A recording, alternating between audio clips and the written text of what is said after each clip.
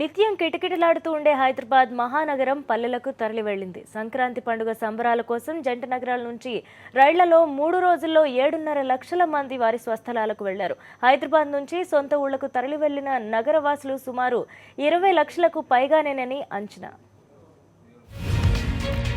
సంక్రాంతి సందర్భంగా పాఠశాలలు, కళాశాలలకు సెలవులు ప్రకటించడం, ప్రభుత్వ కార్యాలయాలకు సైతం వరుసగా సెలవులు రావడంతో స్వస్థలాలకు వెళ్లే వారి సంఖ్య భారీగా పెరిగింది.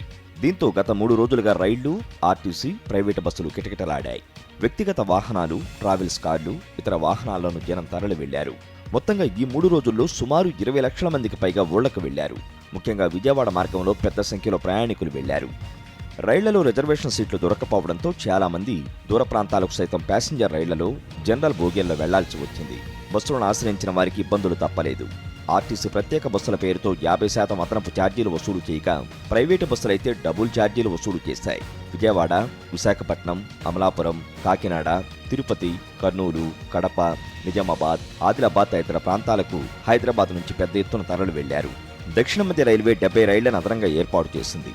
రద్దీ మార్గాల్లో అదనపు బోగీలను ఏర్పాటు చేసింది. ఇక జంట నగరాల నుంచి రాష్ట్ర వ్యాప్తంగా ఆర్టీసీ 5560 ప్రత్యేక బస్సులను ఏర్పాటు చేసింది. జనరల్ డెస్క్, సాక్షి న్యూస్.